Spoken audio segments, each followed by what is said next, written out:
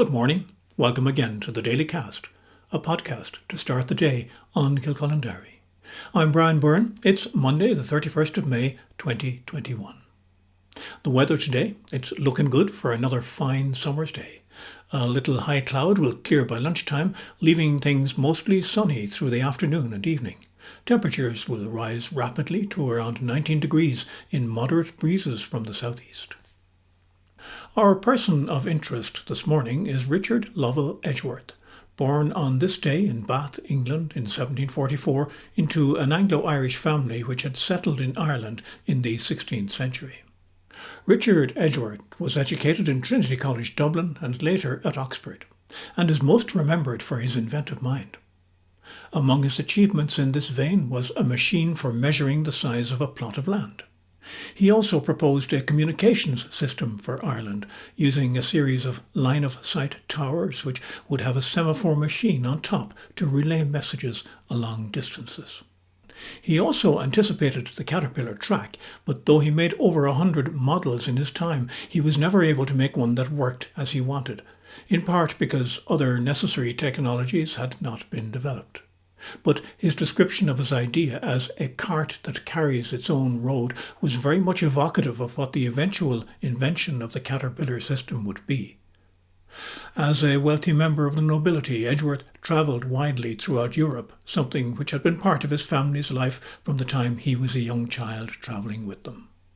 But rather than simply enjoying the social circuit, he spent his time in discussion with the most highly respected thinkers across the continent, discussing economics, education and science. Back in Ireland, he became a member of Parliament for Longford in 1797, and for 6 years, from 1806, he was a member of the Commission of Education in Ireland, where he promoted some of the ideas he had gathered while travelling, notably that education should be child-centred rather than the strict and even coercive methods of the day. Also that it should take advantage of a child's natural curiosity and be developed on a scientific basis. In all that he wasn't very successful at the time, but he documented his theories, studies and experiments and left a basis for others to implement later. Many of these studies were carried out in what his daughter Maria later recalled as conversation lessons, and which were summarized in a book written by father and daughter, Practical Education. Maria herself went on to become a successful novelist and biographer. Richard Lovell Edgeworth was married 4 times and fathered 22 children. Edgeworthstown in County Longford keeps the name in history and in the present day. Our feature of the day. A novel by Kilcullen-based writer Fiona Billie Lawlor has just debuted on Amazon as a Kindle download after a first paperback printing has sold out. The Callow Land is a tale of 2 families set in the Curragh and Kildare town. The 2 main characters in 2014, Ruth and Bridget, don't know each other until a chance meeting, but then find that they have connections going back through generations.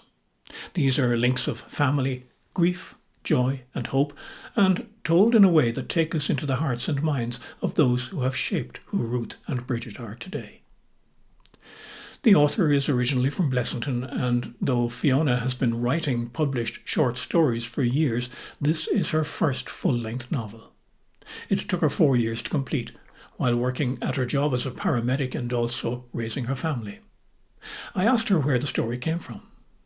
I was just thinking of when people die, how other people come in and kind of have to clear up the collections and the memories of the people who've lived somewhere before, and what they would find and what would they get to know about a person by the things that are left behind.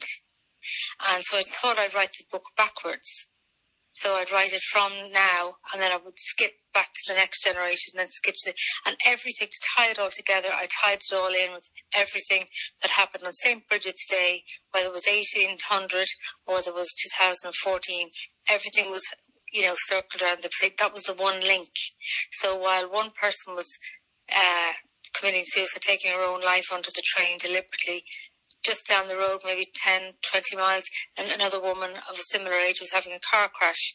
And over in, London, it was just a normal day on the ward rounds, St. Bridget's Day. And so I decided to pick a certain day, and then that Bridget was named after, and then go right through the generations of what was happening at that time, whether it was during the famine or whether it was during the 50s or whatever. That kind of multi-generational writing takes a lot of juggling and a great deal of research, not just into the facts of history of past generations, but also into how people thought, talked, and what was around them at the time.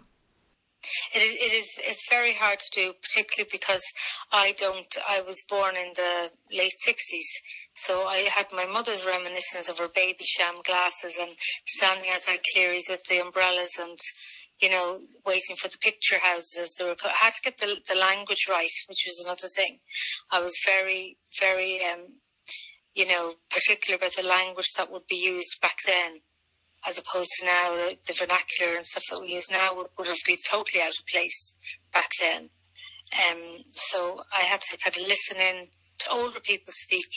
I interviewed a few much older people and spoke about what were their childhoods like and what kind of cities did they live on, how did they get to the shops. There was no supermarkets and there was vans that came around with food and things like that, things that I'd never heard of before. So I tried to cram as much as I could into the book so that it would appeal to people who love Kildare, love the region. Also the pressure of being outcast and having to belong, and if, the whole theory of mental illness that runs through the book, it was very misunderstood and there was very little help. And my characters were quite lucky that they were not institutionalised, but at one occasion, one of them Kathleen was nearly institutionalised. She was outside the walls. Only the father had the guts to take her home, but they had to make a lie. They couldn't take her home with her child. They had to make a lie, so she didn't know all her life what the truth was. And this happened all the time, the kind of web of lies that people built within families in order to kind of keep faith. Although there are other locations in the book, including Kilkee in County Clare, the Callow Land is mostly set in and around the Curragh. It's familiar to many people today for many reasons, but some of its history was hidden in the furze bushes. It's very hard to do, particularly because I was born in the late 60s, so I had my mother's reminiscence of her baby sham glasses and standing outside Cleary's with the umbrellas and, waiting for the picture houses. I had to get the language right, which was another thing. I was very, very, particular about the language that would be used back then, as opposed to now, the vernacular and stuff that we use now would have been totally out of place back then. So I had to kind of listen in to older people speak. I interviewed a few much older people and spoke about what were their childhoods like and what kind of cities did they live on, how did they get to the shops. There was no supermarkets and there was vans that came around with food and things like that, things that I'd never heard of before. So I tried to cram as much as I could into the book so that it would appeal to people who love Kildare, love the region. Also the pressure of being outcast and having to belong, and if, the whole theory of mental illness that runs through the book, it was very misunderstood and there was very little help. And my characters were quite lucky that they were not institutionalised, but at one occasion, one of them Kathleen was nearly institutionalised. She was outside the walls. Only the father had the guts to take her home, but they had to make a lie. They couldn't take her home with her child. They had to make a lie, so she didn't know all her life what the truth was. And this happened all the time, the kind of web of lies that people built within families in order to kind of keep faith. Writing a novel is not easy, especially when it's a part-time occupation. There are inevitably times when an author might feel like giving up due to difficulties with the story or outside work and family pressures. How did Fiona keep the Callow Land going? Because I fell in love with the characters. I fell in love with them and I just wanted to see how far I could take them and what would happen next. And if I was them, what would I do? There were times, of course, Brian, I got really tired. I wouldn't write for a week. and then I'd have to make myself write. But often that isn't the best. People say just sit down and write. It isn't that easy when you're like a single parent of 3 boys. I had all this noise and clatter around you, and you're trying to find peace in order to write it. I'd leave it for a week or 2 and I'd let things germinate in my head, and then maybe I'd go down to, some place at Kildare Church. I'd walk around the graveyard and see if and I went all the way to Baltinglass and Blessington, Burgage, all the places that I knew where I grew up at Pulafuka, and then obviously the drowned village at Pulafuka. That features a little bit in the book, And then John Sheridan, upstanding, just a typical guy with the gel in his hair, thought he was all great going out the weekends, but he had his own secret as well, and then that connects Ruth and Frida, and then they're actually connected all the way through time through this tiny little, skein, this tiny filament has connected them, but both unknown. It's like finding out that you have, several cousins that live down the road from you, and one looks exactly like you, and yet you've never met.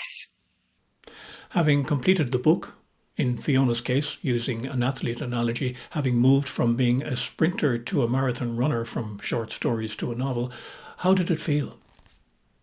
It felt great because I felt the 4 years' work. I know it's certainly not for monetary reasons, because I won't make any money from this book. It's just to have a work completed and to have some kind of a little legacy, to have done a book that I think I'm quite proud of, and it has got very good reviews. I'm halfway through my second book now, so it's given me the impetus, but this won't take 4 years to write because it's set in current times. It's a lot more fast-paced and it's set in current times. But it feels great to have something done on the cover. I have another book on Kindle called Collect Us, and it's a series of short stories, but it's under Fiona Stevenson, and that did very well. But this is the first real novel with proper chapters and proper editing, and it feels good to have finally finished it, and I'm done with it now. I'm just doing the little bit of trying to sell it and promote my work a bit, and then get on and doing the next book. Fiona Billie Lawlor. And that's what happens when you write. A project is finished, and then there's the next one, and the next one. The Callow Land is absorbing, it does pull you in, and it's worth stealing the time to read. Looking to the news headlines on this Monday morning, the last day of May, on the Kildare Nationalist website, there's a story about a 5-week Nordic walking programme designed for people with arthritis. It's worth a look, perhaps, if you are in that category and want an incentive to get out more. There's also a feature on when a polytunnel is a little corner of heaven, which has a Kilcullen connection. The Leinster Leader reports on plans to expand the public plaza of Kildare by pedestrianising another street in the evenings and at weekends. KFM Radio News reports on consideration being given to a suspension of pay parking in Maynooth in order to help businesses that are reopening. On the national news, RTE gives prominence to a remark by the Taoiseach Leo Varadkar that local lockdowns remain an option should there be a spike in COVID-19 infections, although in the piece he admits that previous ones had mixed results. The Irish Times takes the economic viewpoint to COVID and headlines that cuts to pandemic payments may happen from as early as August. The Examiner, however, takes a positive line on the same story, saying the Cabinet will sign off on the retention of the payments until at least September. And The Independent has Taoiseach Micheál Martin warning that the July reopening may be reviewed if people don't follow the rules. You have been warned. And there we are for today, and indeed for the moment on the Daily Cast on this last day of May. For June, I'll be doing a less frequent summer cast series here. I'm Brian Byrne. Thanks for listening, and stay in touch with the Kilcullen Diary.